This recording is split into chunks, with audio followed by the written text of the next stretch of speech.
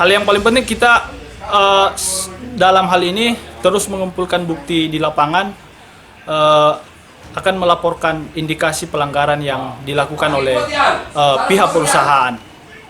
Itu yang akan kami lakukan ke depan. Kuota ekspor yang dikeluarkan oleh pemerintah pusat, kita harapkan pemerintah pusat mengevaluasi itu lagi agar mereka hanya mengeluarkan nanti sejumlah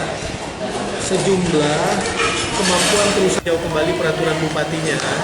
Selama ini kan dana jaminan reklamasi itu di rekening masing-masing perusahaan.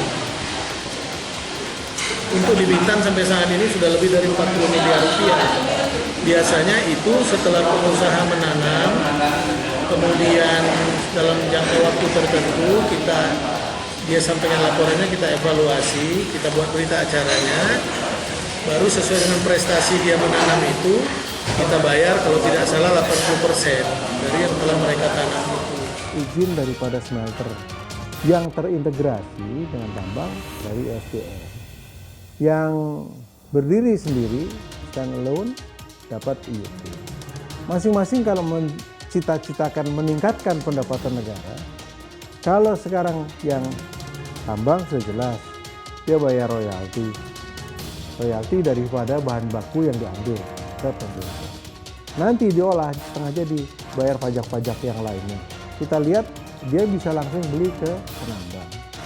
Pengawasan penambangan sementara ini masih perlu dilakukan karena banyak penyimpangan daripada keadaan di lapangan.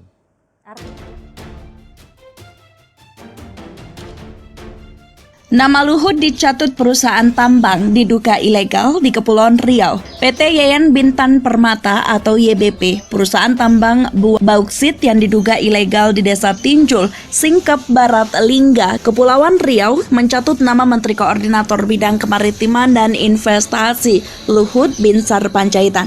Dikutip dari kepripedia.com yang merupakan media partner Kumparan, Direktur PT YBP Budi Santoso mengaku bahwa Luhut telah merestui perusahaannya beroperasi di kawasan hutan produksi terbatas atau HPT Kabupaten Lingga.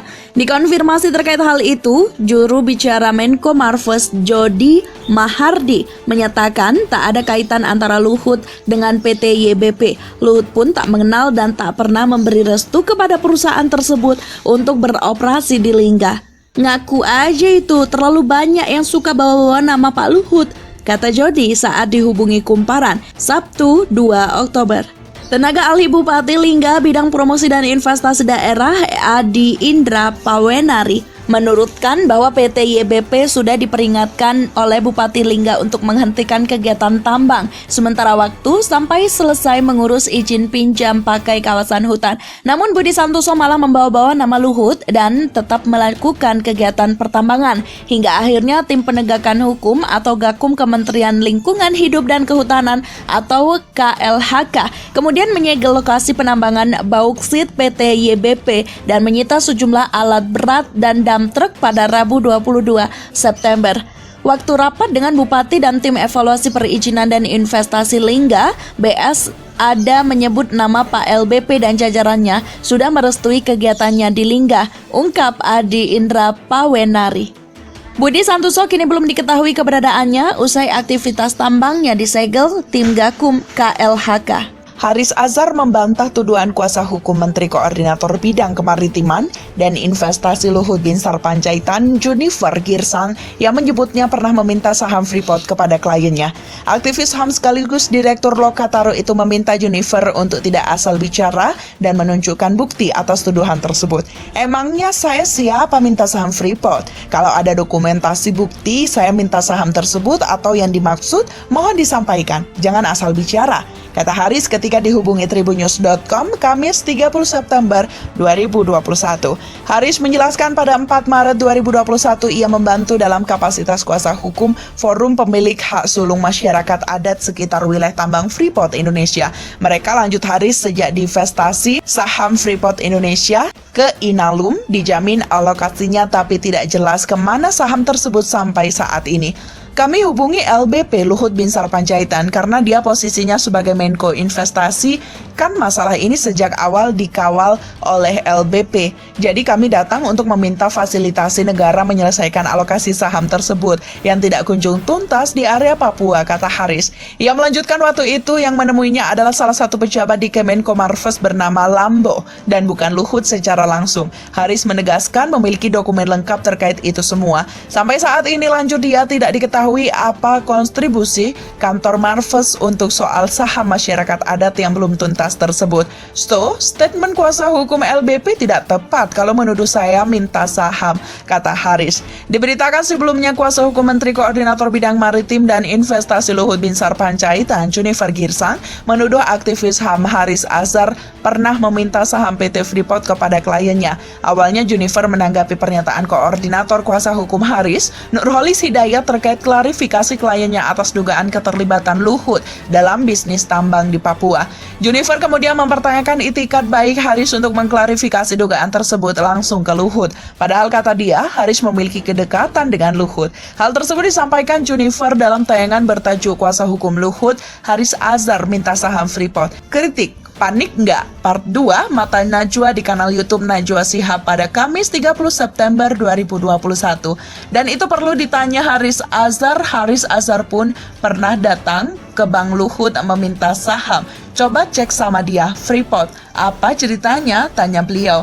Nanti dia jelasin saham apa, tanya dia, kata Junifer. Sebelumnya Luhut melaporkan aktivis HAM sekaligus Direktur Lokataru, Haris Azhar dan Koordinator Kontras Fatia Maulidianti. Pelaporan itu merupakan buntut dari konten video yang diunggah kanal YouTube Haris Azhar soal bisnis tambang di Papua yang diduga milik Luhut. Atas tudingan itu Luhut melaporkan Haris Azhar dan Fatia karena merasa difitnah terkait bisnis tambang di Papua. Masyarakat adat Papua menanggapi tudingan pengacara Menteri Koordinator Bidang Kemaritiman dan Investasi Luhut Binsar Panjaitan, Junifer Girsang, terhadap aktivis HAM Haris Azhar terkait permintaan saham ke PT Freeport Indonesia. Sekretaris Forum Pemilik Hak Sulung, Johan Zongganau, menjelaskan duduk perkara masalah tersebut. Ia menerangkan Haris merupakan kuasa hukum yang mewakili masyarakat adat untuk menyelesaikan masalah penyaluran saham yang dijanjikan Freeport. Pak Haris Azhar ini memberikan bantuan dan menanyakan, ini bagaimana urusan saham ke masyarakat adat? Kemarin kita datang 31 orang tokoh-tokoh karena Pak Luhut bersedia ketemuan dengan kita. Begitulah Johan mengatakan. Ia menjelaskan bahwa pertemuan itu sedianya dilakukan 4 Maret 2021. Namun demikian Luhut membatalkan dan mengalihkan ke salah seorang deputi di kementerian tersebut. Menurutnya Luhut sebagai Menteri Koordinator terkait dapat turun tangan dan membantu pengurusan distribusi saham yang memberikan kepada masyarakat adat. Dalam perjanjian, namanya kesepakatan itu antara ownernya Freeport dan Menteri Jonan dan Ibu Sri Mulyani sebagai Menko penandatanganan kesepakatan pertama yang dinamakan Perjanjian Induk Investasi Saham. Begitulah ucapnya. Pemerintah pusat mengambil alih saham terbesar di perusahaan itu dengan pembagian 48% untuk Freeport dan 51% untuk pemerintah Indonesia. Dalam kesepakatan itu, masyarakat Papua seharusnya mendapatkan pembagian sebesar 10% saham. Alokasi berasal dari pemerintah pusat dari pencaplokan 51% saham. FPHS kemudian dibentuk sebagai wadah bagi masyarakat adat yang tergolong sebagai pemilik hak rakyat. Pemerintah provinsi sempat menyatakan secara verbal bahwa masyarakat adat yang diwadahi dengan FPHS akan mendapat 4% dari alokasi saham tersebut. Seharusnya ada perusahaan daerah yang diberi tugas untuk mengelola saham itu. Perusahaan diisi oleh unsur pemerintah provinsi, kabupaten, dan masyarakat korban permanen dan pemilik hak wilayah. Oleh sebab itu, hingga saat ini pengalokasian saham tersebut ke masyarakat adat berlarut hingga saat ini dan belum berjalan. Hal itu yang kemudian diadvokasi oleh Haris Azhar. Namun, pengacara Luhut, Junifer Girsang, menuding Haris sempat meminta saham Freeport ke Luhut. Hal itu ia katakan saat menjadi salah satu narasumber di tayangan Mata Najwa. Namun demikian, Haris membantah tudingan itu. Ia mengaku bahwa memang sempat mengunjungi kantor Kemenko Marves, namun kedatangannya ke Kemenko Marves untuk membantu forum pemilik hak suluk masyarakat adat sekitar wilayah tambang Freeport Indonesia.